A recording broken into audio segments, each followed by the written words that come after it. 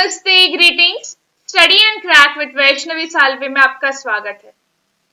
Science and technology के course में मैंने ऑलरेडी 3 वीडियोस अपलोड किए हुए हैं। पहला वीडियो है prelims plus mains approach to science and technology. Second video में मैंने आपको ये बताया कि एनसीईआरटी में क्या इंपॉर्टेंट टॉपिक्स रहेंगे जो आपको कवर अप करने हैं। फिर हमने बेसिक्स ऑफ फिजिक्स के साथ स्टार्ट किया था, जिसमें हमने बेसिकली देखा था कि फिजिक्स से रिलेटेड क्या बेसिक चीजें होती है जो हम साइंस में पढ़ते हैं, उसको हम कैसे अप्लाई करते हैं, तो उससे रिलेटेड लेटेस्ट डेवलपमेंट्स क्या है जो हम डेली लाइफ में देखेंगे। उसका पार्ट 1 वीडियो अगर आपने नहीं देखा है तो प्लीज लिंक डिस्क्रिप्शन बॉक्स में, आप उसको जाके देखिए। आज हम पार्ट 2 वीडियो देखेंगे। पार्ट 2 वीडियो में बेसिकली हम क्या कवर अप करने वाले हैं, हम देखने वाले कि साउंड क्या होता है, सोनार क्या होता है, इलेक्ट्रिसिटी क्या होती है।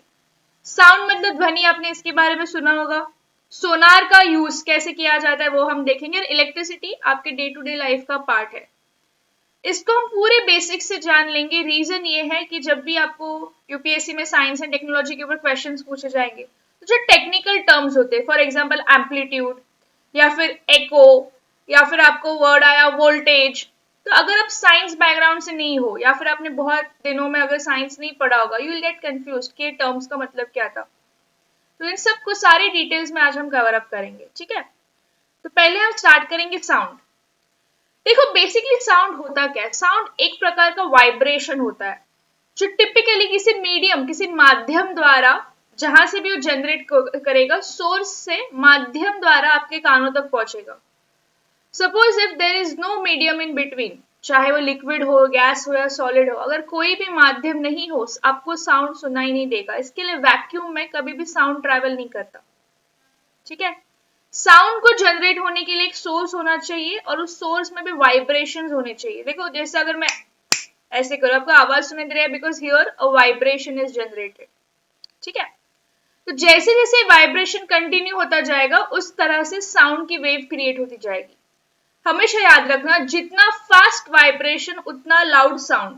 क्या आप इस चीज से एग्री करते हो? अगर मैं धीरे क्लैप करूं, क्या आपको सुनाई दे रहा है? अगर मैं फास्ट क्लैप कर, जितना फास्ट मेरा वाइब्रेशन रहेगा उतना फास्ट साउंड रहेगा। अगर आप इस चीज को मानते हो तो आपको साउंड वेव्स की कैरेक्टरिस्टिक्स को समझने में आसानी पड़ेगी। पहला टर्म हम देखते हैं एम्पलीट्यूड। एम्पलीट्यूड बेसिकली क्या होता है? Size of vibration. जैसे मैंने आपको बताया, जितने ज्यादा बड़े वाइब्रेशन उतना बड़ा साउंड, ठीक है। अगर मैंने ऐसे किया, ये वाइब्रेशन छोटे हो गए, साउंड छोटा प्रोड्यूस हो गया। अगर मैंने जोर से वाइब्रेट किया तो the larger the vibration, louder is the sound. इसका यूज हम कहाँ पे करेंगे? आगे चल के जब हम एको पढ़ेंगे, ठीक है। एको पढ़ने पे हमें एम्पलीट्यूड के बारे में पता चल जाएगा। दूसरी टर्मिनोलॉजी हम देखेंगे, दूसरी चीज हम पढ़ेंगे फ्रीक्वेंसी। बट फ्रीक्वेंसी पढ़ने से पहले पहली कैरेक्टरिस्टिक समझ लो। एम्पलीट्यूड से हम एको पढ़ेंगे, मतलब कितनी आवाज गूंजेगी, ये इस चीज पे डिपेंड करता है कि जो वाइब्रेशन क्रिएट हो रहा है साउंड प्रोड्यूस करने के लिए वो कितना लार्ज है। फ्रीक्वेंसी का मतलब क्या होता है? ये होता है स्पीड ऑफ वाइब्रेशन। देखो दोनों का डिफरेंस समझने की कोशिश करो। ये हो गया शॉर्टर वाइब्रेशन, ये हो गया लार्जर वाइब्रेशन। छोटे में अगर मैं फास्ट कर रही हूँ, बड़े में अगर मैं फास्ट कर रही हूँ, तो बड़े में फास्ट कर रही हूँ तो ये फ्रीक्वेंसी है, छोटे में फास्ट कर रही हूँ तो फ्रीक्वेंसी। तो वाइब्रेशन कितना फास्ट हो रहा है तो कितना स्लो हो रहा है ये आपको फ्रीक्वेंसी बताता है। और वाइब्रेशन की साइज छोटी थी या बड़ी थी ये आपको एम्पलीट्यूड बताता है। तो फ्रीक्वेंसी से आपको आवाज की पिच समझ में आती है, ठीक है। पिच बेसिकली क्या होता है? पिच एक ऐसा साउंड होता है जिसमें आप कभी कभी म्यूजिशियंस में देखते हो, वो लोग बोलते हैं लो पिच, हाई पिच। आपको जो एक शिथिलनेस कानों में सुनाई देती है वो बेसिकली पिच की वजह से होती है। फ्रीक्वेंसी को हम कैसे मेजर करते हैं? The number of wave cycles that occur in 1 second is equal to 1 frequency. हो फ्रीक्वेंसी हम हर्ट्ज में मेजर करेंगे, ठीक है। सिर्फ बेसिकली देखो, आपको ये सारी चीजें रटनी नहीं है। मेरा यही एम है कि आप बेसिक्स ऑफ फिजिक्स को समझ लो ताकि इसके एप्लीकेशन बेस्ड क्वेश्चंस यूपीएससी पूछता है। तो जब वो एप्लीकेशन में ये कुछ टर्म्स आ जाएंगे तो आपको कंफ्यूज नहीं होना। फिलहाल आपको याद रखना है, एम्पलीट्यूड से एको होता है, एको की पढ़ाई कर सकते हैं। फ्रीक्वेंसी से पिच के बारे में पढ़ सकते हैं, ठीक है। फिर देखते स्पीड ऑफ साउंड। सब बच्चों को ये पता होता है कि speed of light is 3 into 10⁸ metre per second, but sound का स्पीड कितना है? तो ये पता करने के लिए पहले हम इस चीज को पढ़ेंगे। पहली चीज आपको याद रखना है कि साउंड को मूव होने के लिए एक माध्यम की जरूरत होती है, ठीक है। हवा में साउंड का स्पीड होता है, ड्राई एयर में हवा स्पीड का साउंड होता है 331.2 मीटर्स पर सेकेंड। देखो लाइट का स्पीड कितना था, 3 इंटू 10⁸ मीटर पर सेकेंड, और साउंड का कितना है 331.2 मीटर पर सेकेंड। कभी कभी अगर एनडीए में या सीडीएस के एग्जाम से फैक्चुअल क्वेश्चन अगर साइंस के ऊपर आता है तो ये पूछ सकते हैं। एट 20 डिग्री सेल्सियस, ठीक है, तापमान का टेम्परेचर बढ़ा दिया, 0 डिग्री पे 331 था, 20 degree Celsius, speed of sound is 343 metres per second.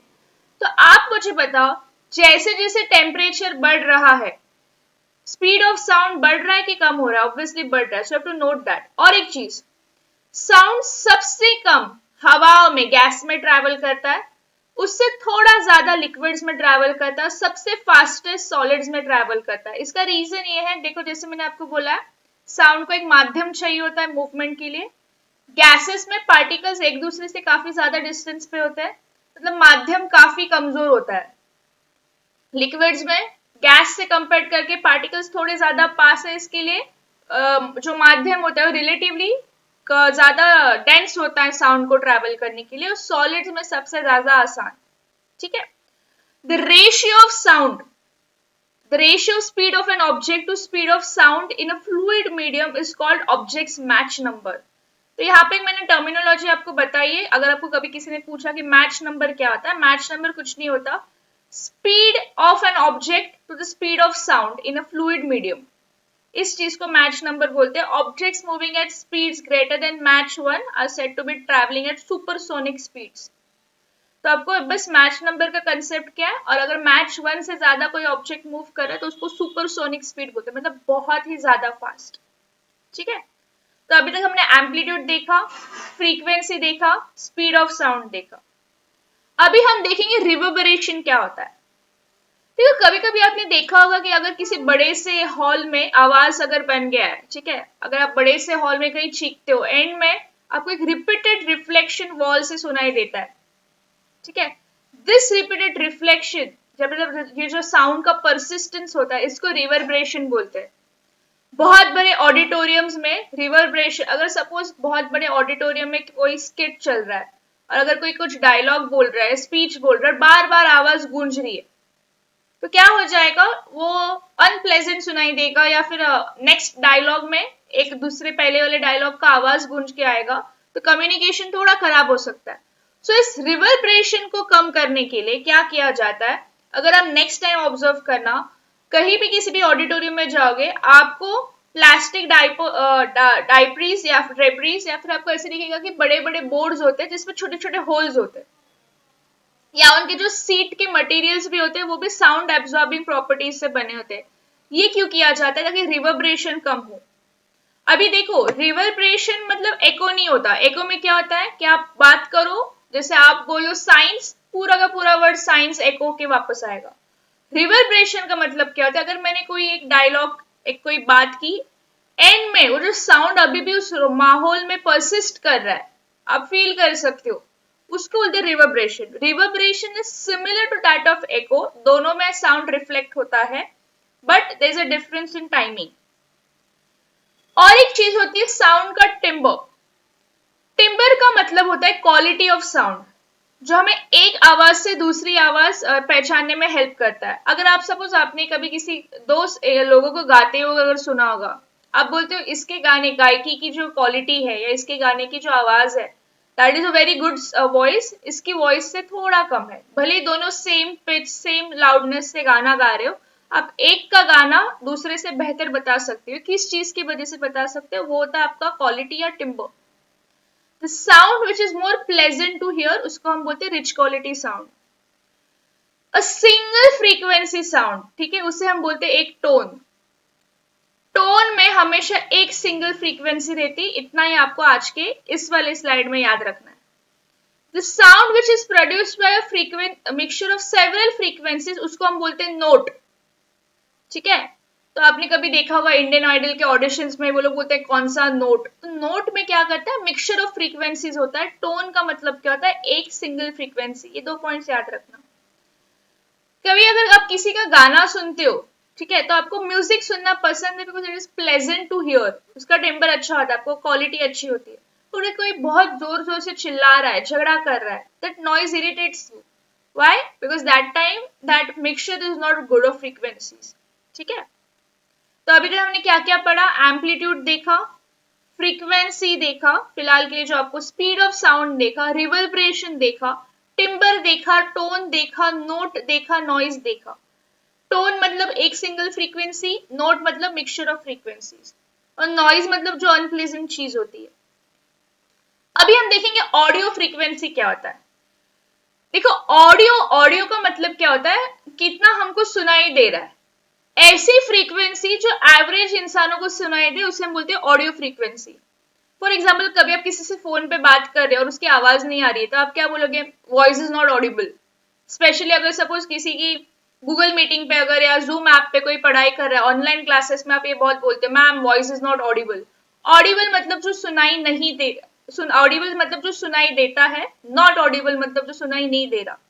अभी हम बात करें ऑडियो फ्रीक्वेंसी के बारे में, मतलब ऐसी फ्रीक्वेंसी जो एवरेज इंसानों के कानों को सुनाई देती है। ऑब्वियसली मैंने आपको बोला है फ्रीक्वेंसी किस चीज में मेजर करते हैं, हर्ट्स, तो ऑडियो फ्रीक्वेंसी भी हर्ट्स में मेजर करेंगे।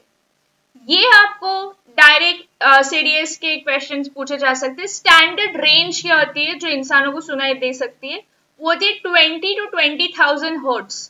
This is a generally accepted range. अगर किसी साउंड को आप इस फ्रीक्वेंसी के रेंज में प्रोड्यूस करोगे तो किसी को भी वो सुनाई देगा।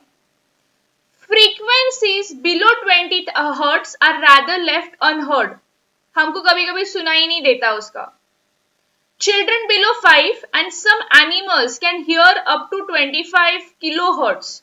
देखो, हमारा फ्रीक्वेंसी कितना था, 20,000 हर्ट्ज, तो छोटे बच्चे और एनिमल्स 25,000 हर्ट्ज तक सुन सकते हैं। इसके लिए कभी कभी क्या होता है, अगर आप देखोगे कोई भी छोटा आवाज कुछ हो गया, अगर सपोज कोई बेबी सो रहा है, कोई टॉडलर सो रहा है और आपके हाथ से कुछ गिर गया, वो बच्चा झट से उठ के रोने लग जाता है। क्यों? क्योंकि उसके कान ज्यादा सेंसिटिव होते हैं वॉइस चेंज के लिए या फ्रीक्वेंसीज के लिए। और एक चीज, कभी कभी आपने ये भी एक्सपीरियंस किया होगा कि जो एनिमल्स होते हैं, भूकंप आने से पहले या सपोज बाढ़ या सुनामी आने से पहले, वहां के पंछी, वहां के एनिमल्स सबसे पहले परेशान हो जाते हैं। जू में सबसे पहले एनिमल्स परेशान हो जाते हैं। क्यों होते हैं? Because their ears are more sensitive as compare to us. जैसे जैसे हम बड़े होते जाएंगे, ओल्ड होते जाएंगे, हमारे कान लेस सेंसिटिव होते जाएंगे हायर फ्रीक्वेंसीज के लिए। ठीक है, लाउडनेस और इंटेंसिटी क्या होता है? देखो, दोनों यूजुअली, कभी कभी आप बोलते हो कि ज्यादा इंटेंसिटी से बात करो या ज्यादा लाउडनेस से बात करो, कभी कभी हम बात करते हुए इन दो टर्म्स को इंटरचेंज करते हैं, बट फिर भी वो दोनों सेम नहीं है। मैं आपको बता देती हूँ। इंटेंसिटी का मतलब क्या होता है, कितनी अमाउंट की साउंड एनर्जी ईच सेकेंड उस एरिया से पास हो रही है। ठीक है, कितने टाइम में, 8 सेकेंड में अगर उस एरिया से जितना साउंड पास होगा उसको बोलते हैं इंटेंसिटी। डेफिनेशन आपको कोई भी एग्जाम में नहीं पूछने वाला, ये बस आपकी अंडरस्टैंडिंग के लिए। लाउडनेस का मतलब क्या होता है, it is the measure of response of the ear to the sound. For example, अगर सपोज मैं आपसे बात कर रही हूँ और मैं आपसे बात कर रही हूँ, आपको मेरा सेकेंड टाइम का सेंटेंस ज्यादा लाउड लगा, क्यों? क्योंकि आपके कानों को आवाज ज्यादा गूंज के आई। तो भले ही अगर दो आवाज आपको सेम इंटेंसिटी की सुनाई देते हैं, फिर भी एक आवाज दूसरे से ज्यादा लाउडर हो सकता है। सो लाउडनेस एंड इंटेंसिटी सेम नहीं होते। इसके लिए बस एक स्लाइड दिया आपको बताने के लिए कि अगर एग्जाम में पूछा जाए क्या वो सेम है, बिल्कुल सेम नहीं है। सबसे इंपॉर्टेंट चीज हम साउंड के बारे में क्या पढ़ते हैं, हियरिंग एड। ठीक है, देखो यूपीएससी में या गवर्नमेंट एग्जाम्स में यूजुअली ऐसे चीजों पे क्वेश्चंस पूछे जाते हैं जो आपके डे टू डे लाइफ के क्वेश्चंस होते हैं। जैसे साबुन किस चीज से बनता है, टूथपेस्ट किस चीज से बनता है, जो आपको पता होती है, आपने देखी होती है, पर उसके पीछे का साइंस शायद आपको नहीं पता हो। तो सबसे पहले हमको ये समझना, अगर साउंड में हम बात करें तो हियरिंग एड, कान की मशीन। जिन लोगों को सुनने का प्रॉब्लम होता है, ऑब्वियसली हम उनको बोलते हैं कान की मशीन लगाओ। ये कान की मशीन एक्चुअली काम कैसे करती है? उस मशीन के अंदर एक माइक्रोफोन होता है जो साउंड रिसीव करता है। ठीक है, अगर हम बात कर रहे हैं machine will receive that sound और उस साउंड को इलेक्ट्रिकल सिग्नल्स में कन्वर्ट करता है. This electrical signals are amplified by an amplifier. ठीक है, तो एम्पलीफाइड इलेक्ट्रिकल सिग्नल्स जो होते हैं ना, फिर वो स्पीकर को दिए जाते हैं. मतलब देखो, यहाँ पे एक माइक्रोफोन है, यहाँ पे एक स्पीकर है, बीच में एक एम्पलीफायर है. जो भी साउंड आता है स्पीकर माइक्रोफोन के पास, एम्पलीफायर उसका वॉल्यूम उसका बढ़ा के उसको स्पीकर के पास पहुंचाता है. फिर स्पीकर इस एम्पलीफाइड इलेक्ट्रिकल सिग्नल को साउंड में कन्वर्ट करता है और फिर वो कान तक पहुंचता है. नॉर्मली ये चीजें आपकी बॉडी में होती रहती है कि आपको कोई भी आवाज सुनाई देता है, आपको जो आवाज आपके माइक्रोफोन से सुनाई देता है आपके कानों तक, you will obviously here it. But when you grow old and when you have hearing loss problem, ये बीच का जो फंक्शन है ये कौन करता है? Hearing aid machine. तो बेसिकली आपको इस स्लाइड में क्या याद रखना है कि हियरिंग एड मशीन में क्या होता है कि sound energy is converted into electrical signals. Electrical signals को एम्पलीफाई किया जाता है, एम्पलीफाई होने के बाद वापस इलेक्ट्रिकल सिग्नल्स को साउंड में कन्वर्ट करके वो कान तक पहुंच जाते हैं. ठीक है, तो क्योंकि यूजुअली हमको ये इलेक्ट्रिकल सिग्नल्स वाला पॉइंट नहीं याद रहता, इसके लिए स्लाइड दी गई है. दूसरा, reflection of sound. Because sound ना it can bounce back like, और अगर आप किसी भी माध्यम पे साउंड आप बात करोगे, it will bounce back like a rubber ball. अगर आप ऐसे भी बात कर रहे हो, you will feel some vibrations on your hand. इसका मतलब yes, sound is bouncing back. जैसे लाइट रिफ्लेक्ट होता है, हमने reflection of light, incident ray, refracted ray, हम चीजें पढ़ेंगे नेक्स्ट क्लास. उसी तरह साउंड भी रिफ्लेक्ट होता है. Sound follow same laws of reflection as light. इसके लिए सेकेंड पॉइंट दिया गया. और एक चीज मैंने आपको बताई है, जैसे हमने रिवर्बरेशन में पढ़ा है कि साउंड का ये होता है चांसेस कि it will reflect back multiple times. ठीक है, so megaphones, loud hailers, horns, musical instruments जैसे ट्रम्पेट, शहनाई, ये सारे जब आप साउंड सुनते हो, फॉर एग्जाम्पल आप अगर किसी को शहनाई बजाते हो सुन रहे हो, आगे का अगर आप उसका पार्ट बंद कर दोगे तो क्या हो जाएगा? आपको आवाज सुनाई नहीं देगा. सो बेसिकली वहां पे साउंड एक पर्टिकुलर डायरेक्शन में जा रहा है. सपोज कोई स्पीकर पे बात करे, आप स्पीकर को बंद कर दो या आप उसको आगे से ब्लॉक कर दो, the sound coming out will be less, reduce. क्यों? क्योंकि आप क्या कर रहे हो, वो पर्टिकुलर डायरेक्शन में जाने वाले साउंड को आप रोक रहे हो. So multiple reflections of sound can be sent in one single direction. या फिर दूसरी एक चीज देखते, बचपन में सबको वो स्टेथोस्कोप से आवाज सुनना होता है जो बेसिकली डॉक्टर्स यूज करते हैं. तो वो स्टेथोस्कोप भी मल्टीपल रिफ्लेक्शन ऑफ साउंड वाले प्रॉपर्टी बेस्ड है कि वो आपके बॉडी के अंदर बेसिकली चीफली हार्ट या लंग्स के यहाँ पे डॉक्टर प्रेस करके वाइब्रेशन सुनते हैं. तो अगर आपको एग्जाम में कभी पूछा गया कि मल्टीपल रिफ्लेक्शन ऑफ साउंड के यूजेस कहाँ कहाँ है, तो म्यूजिकल इंस्ट्रूमेंट्स और दूसरा स्टेथोस्कोप. अभी हम बात करते हैं एको के बारे में. एको मतलब गूंज.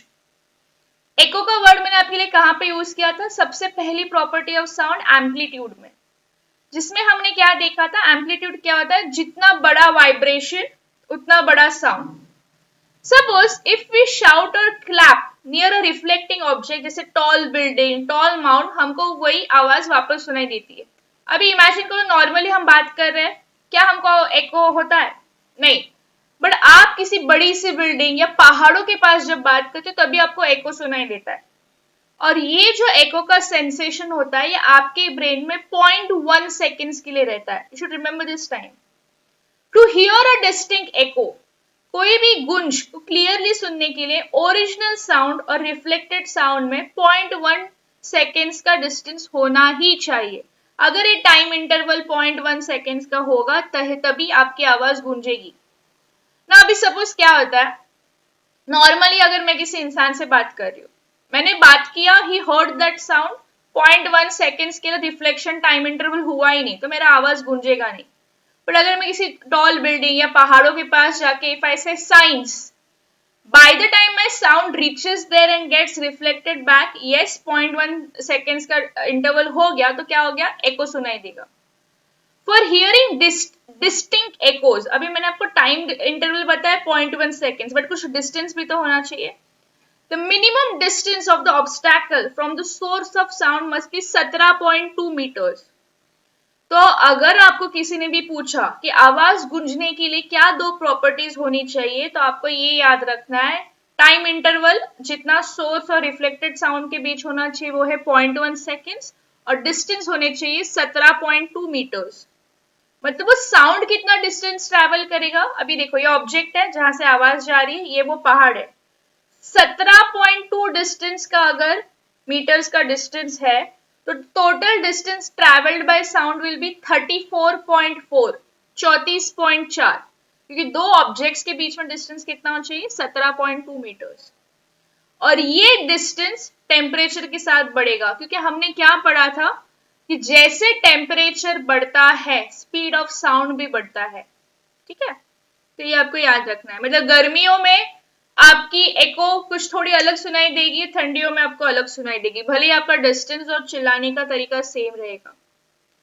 अभी एक बहुत इंपॉर्टेंट पॉइंट है इंफ्रासाउंड एंड अल्ट्रासाउंड। मैंने आपको बोला कि हमारे लिए नॉर्मल ऑडियो फ्रीक्वेंसी होती है 20 हर्ट्ज से लेके 20,000 हर्ट्ज तक। Frequencies below 20 hertz are called infrasonic और infrasound. Frequencies about 20,000 hertz are called ultrasound. तो जो एनिमल्स होते हैं, जो बेबीज होते हैं, जिनको 25,000 हर्ट्ज तक सुनने की ये होती है क्वालिटी, तो वो अल्ट्रासाउंड सुनते हैं। बेसिकली अल्ट्रासाउंड क्या होते हैं कि अल्ट्रासाउंड ऐसे हाई फ्रीक्वेंसी के वेव्स होते हैं, इतने फास्ट वो ट्रैवल करते हैं कि अगर कोई ऑब्स्टैकल भी प्रेजेंट होगा तो भी उसमें से वो पास होके निकल जाते हैं। राइनोसोरस, वेल्स, एलिफेंट्स, ये तीन एनिमल्स इंफ्रा रेंज में साउंड प्रोड्यूस करते हैं, मतलब 20 हर्ट्ज के नीचे वो साउंड प्रोड्यूस करते हैं। इसके लिए कभी वेल्स अगर पानी में बात कर रही है, ठीक है, तो आपको वो सुनाई नहीं देगा। You have to take some special infrasonic hearing aid. तो वेल्स पानी के अंदर, राइनोसोरस, एलिफेंट्स, वो अपने आप को, अपने जो हर्ड को एक पुकार बुलाते हैं, वो इंफ्रासोनिक रेंज की साउंड होती है।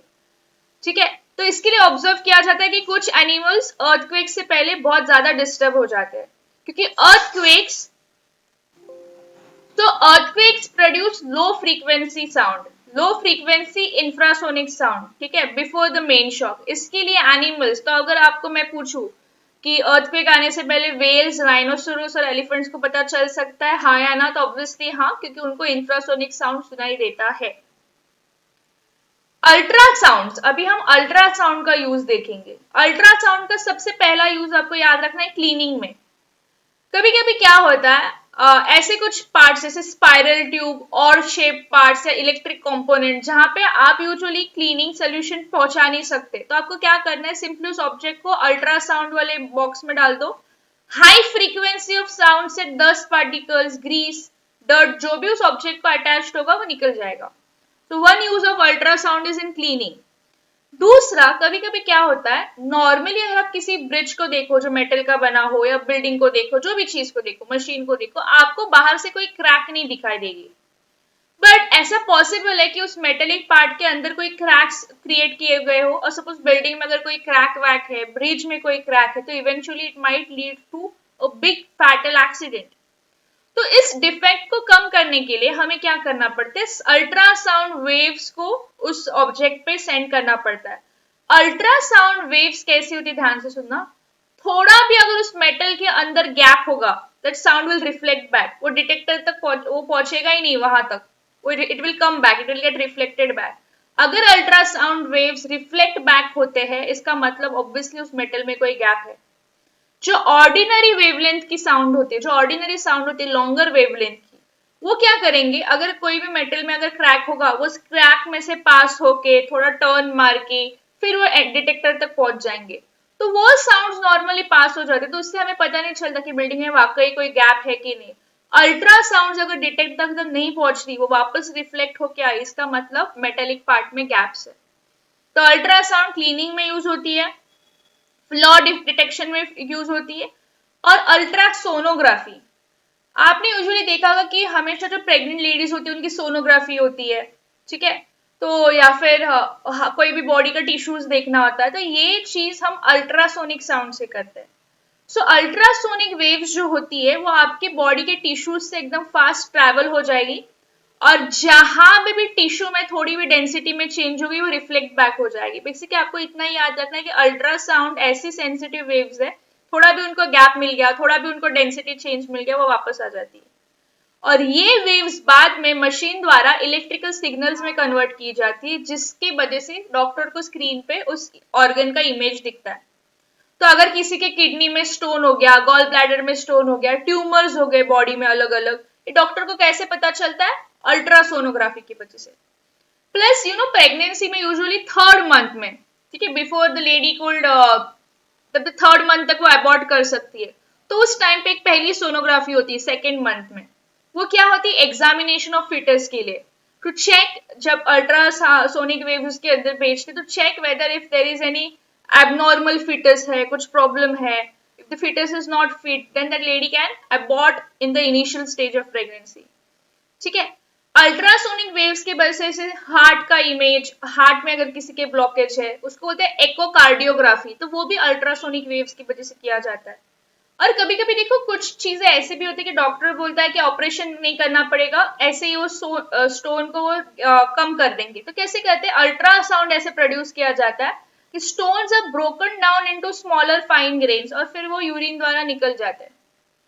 तो अब देख रहे हो ये जो अल्ट्रासाउंड है जिसके बारे में हम पढ़ रहे हैं उसके कितने सारे यूजेस है, क्लीनिंग के लिए, फ्लॉ डिटेक्शन के लिए, अल्ट्रासोनोग्राफी के लिए।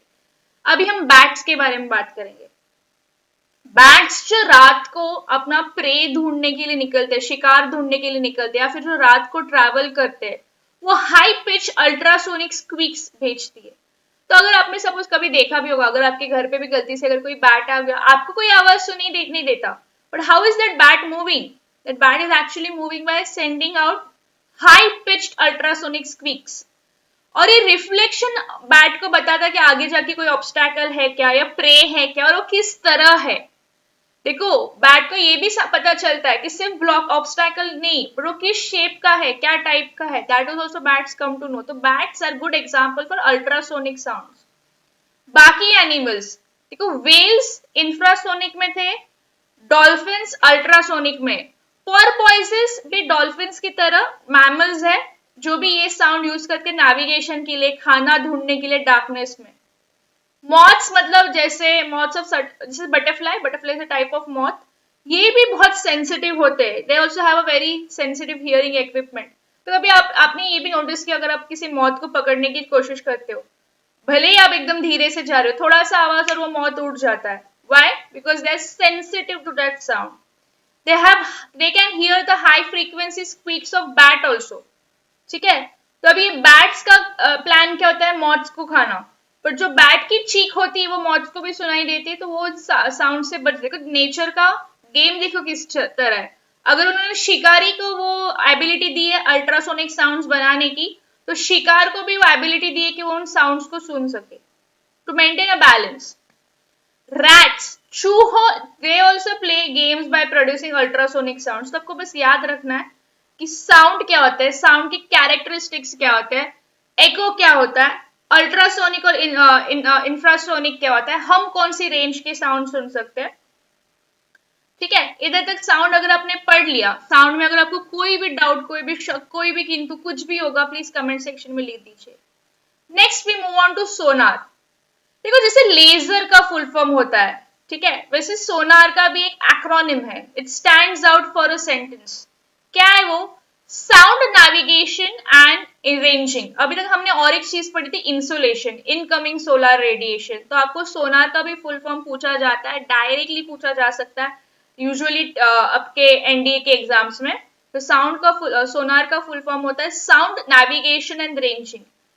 नेविगेशन का मतलब होता है मूवमेंट, ठीक है, मूव करना, नेविगेट करना, ट्रैक करना। रेंज का मतलब होता है हमें पता चलना कि कितने रेंज में। तो ये डिवाइस जो है सोनार, ये अल्ट्रासोनिक वेव्स को यूज करता है डिस्टेंस मेजर करने के लिए, डायरेक्शन मेजर करने के लिए, और स्पीड देखने के लिए कि अंडर वाटर कोई ऑब्जेक्ट्स है कि नहीं।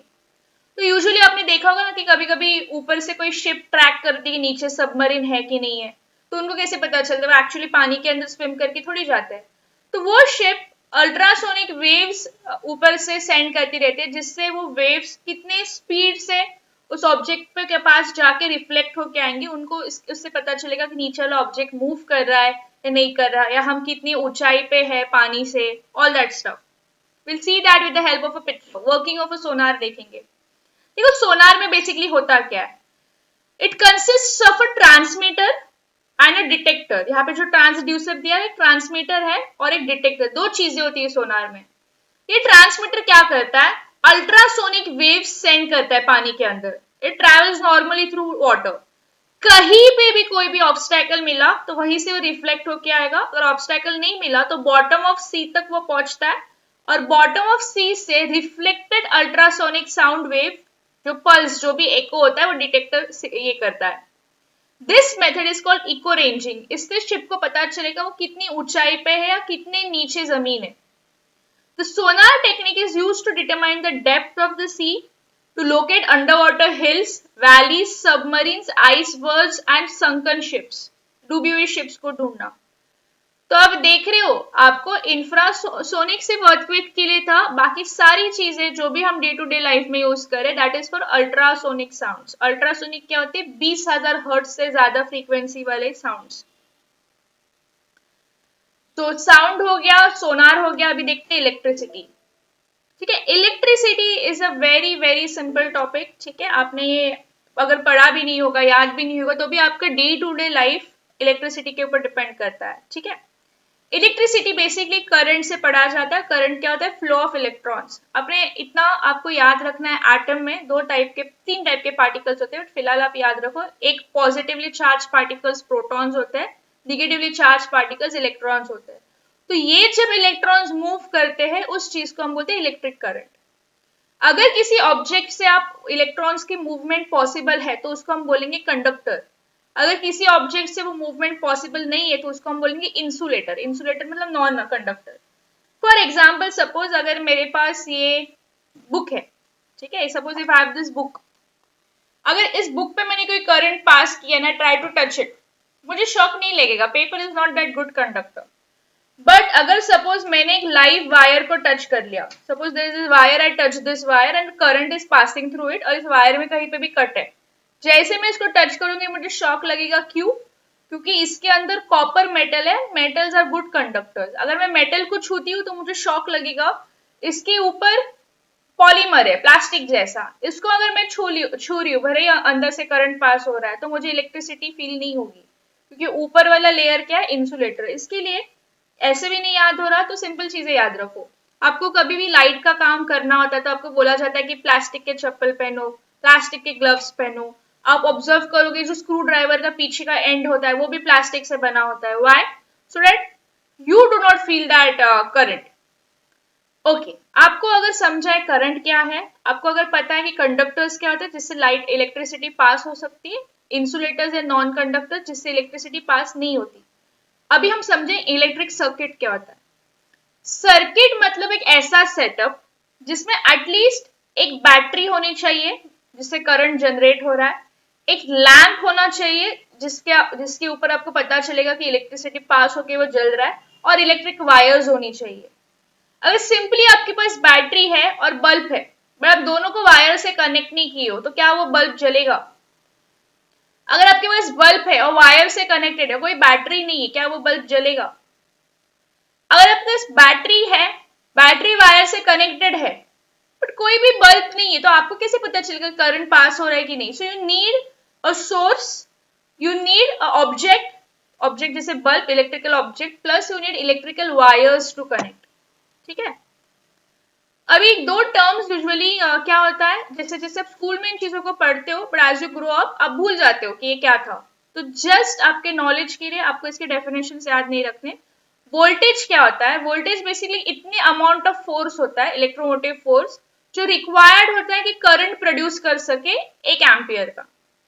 या भी फ्री इलेक्ट्रॉन्स, मैंने आपको क्या बोला, करंट क्या होता है, flow of free electrons. But in electrons को फ्लो होने के लिए भी कोई पुश चाहिए ना, इलेक्ट्रॉन्स ऐसे ही तो मूव नहीं करेंगे, तो उनको जो पुश चाहिए होता है, जो इलेक्ट्रोमोटिव फोर्स चाहिए होता है, उसको हम बोलते हैं वोल्ट। तो कभी कभी हम पूछते हैं ना कि ये बल्ब कितने वोल्टेज का है, तो मतलब कितना फोर्स लगता है उन इलेक्ट्रॉन्स को मूव करने के लिए।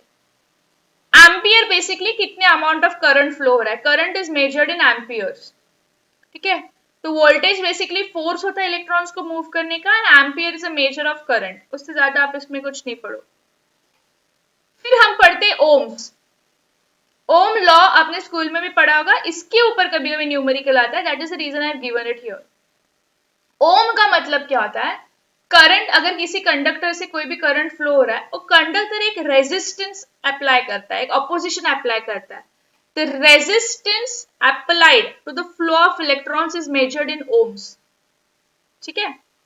तो अभी देखो तीन चीजें होती है जिस तरह से हम रेजिस्टेंस काउंट करेंगे. क्यों हमें रेजिस्टेंस पता होना चाहिए? फॉर एग्जाम्पल, सपोज मैं एक ऑब्जेक्ट खरीद रही हूँ, I am buying out a object, और मुझे पता ही नहीं कि उस ऑब्जेक्ट में कितना रेजिस्टेंस अप्लाई हो रहा है. सपोज उसकी रेजिस्टेंस की प्रॉपर्टी कुछ थी 20 ओम्स, और मैं करंट अप्लाई कर रही हूँ 1 एम्पियर का. 20 ओम्स 1 एम्पियर के लिए बहुत ज्यादा रेजिस्टेंस है.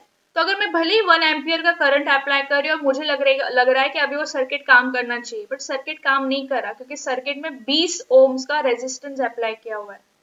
तो किसी भी ऑब्जेक्ट का रेजिस्टेंस मुझे पता होना चाहिए, ताकि उस हिसाब से मुझे पता चलेगा कितना वोल्टेज का फोर्स होना चाहिए, जिससे कितना करंट जनरेट होगा ताकि वो सर्किट में करंट फ्लो हो सके. तो अगर आप कोई भी चीज पढ़ रहे, फॉर एग्जाम्पल कोई भी प्लान आप कर रहे हो, आप एग्जाम के लिए पढ़ाई कर रहे हो, तो आपको ये भी तो पता होना चाहिए कि कितना अपोजिशन है, कितना कंपटीशन है. So that is the thing.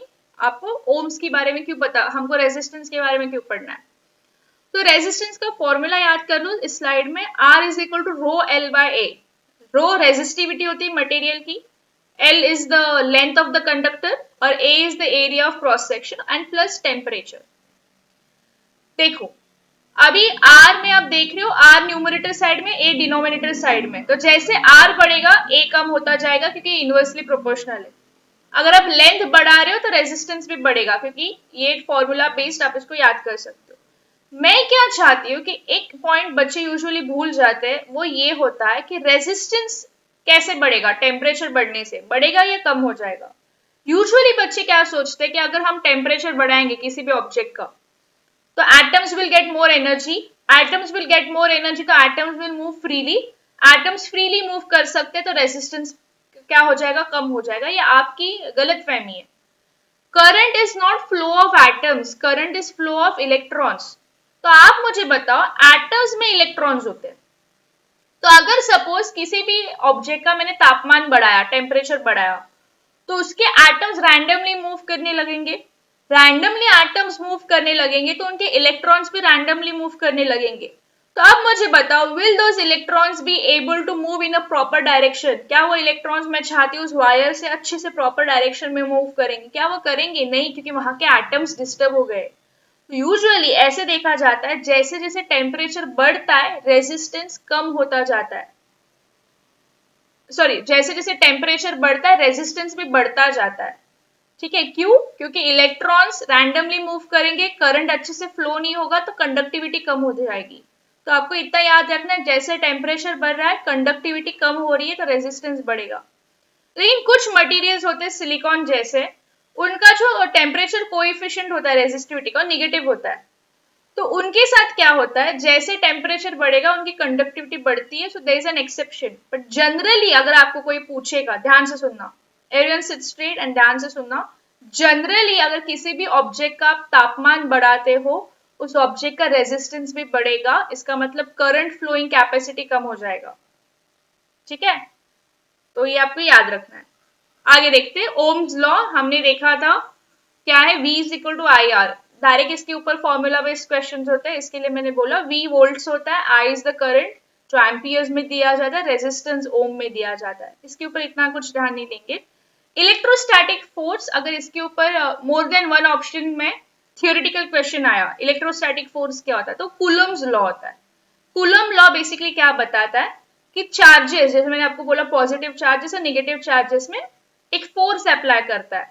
Opposite charges plus minus attract करेंगे, लाइक चार्जेस रिपेल करेंगे. इससे ज्यादा आपको इसमें कुछ नहीं याद रखना. ठीक है. अभी हम देखेंगे स्टैटिक इलेक्ट्रिसिटी. यहाँ पे मैं आपको बस एक ही पॉइंट बताना चाहती हूँ, बट उसके पहले मैं आपको बताऊंगी स्टैटिक इलेक्ट्रिसिटी क्या होता है. कभी कभी आप ऑब्जर्व करते हो, करंट इलेक्ट्रिसिटी मतलब flow of electrons, electrons move कर रहे. स्टैटिक इलेक्ट्रिसिटी इसका मतलब क्या होता है, इलेक्ट्रॉन्स मूव नहीं कर रहे, बट वहां पे अपोजिट चार्जेस प्रेजेंट है, प्लस चार्जेस प्रेजेंट है, माइनस चार्जेस प्रेजेंट है. आप मुझे बताओ, and they are separated by an insulator. मतलब इस साइड में पूरे पॉजिटिव चार्जेस है, इस साइड में पूरे नेगेटिव चार्जेस है, और बीच में एक इंसुलेटर है. आप मुझे बताओ, जैसे ही बीच का इंसुलेटर हट जाएगा, what will happen, this charges will get attracted at a very high speed. तो ऐसा अगर स्टैटिक डिस्चार्ज किसी ऑब्जेक्ट में हो गया, बहुत ज्यादा हार्मफुल हो सकता है। कैसे? Example lightning. कभी कभी क्या होता है, clouds are normally not that conductive. तो कभी कभी क्लाउड्स में बहुत सारे चार्जेस आ जाते हैं from the ground, and that is how they will have positive and negative charges. But कभी कभी क्या होता है, अगर क्लाउड के अंदर के ये चार्जेस डिस्चार्ज हो गए, तो बहुत ज्यादा अमाउंट का पॉजिटिव चार्ज हवा से पास होके नेगेटिव चार्ज के साथ मर्ज करेगा। Because of that lightning is cause, क्योंकि एक आपकी स्पार्क क्रिएट होती है, और ये होता है आपको जो आसमान में लाइटनिंग दिखता है, it is form because of static electricity. ये पॉइंट मैंने इसके लिए यहाँ पे डाला कि यूजुअली बच्चों को क्या लगता है, इलेक्ट्रिसिटी, करंट इलेक्ट्रिसिटी। अगर आपको किसी ने भी पूछा कि आसमान में जो लाइटनिंग होती है वो भी करंट इलेक्ट्रिसिटी है, नहीं, वो स्टैटिक इलेक्ट्रिसिटी है। ठीक है।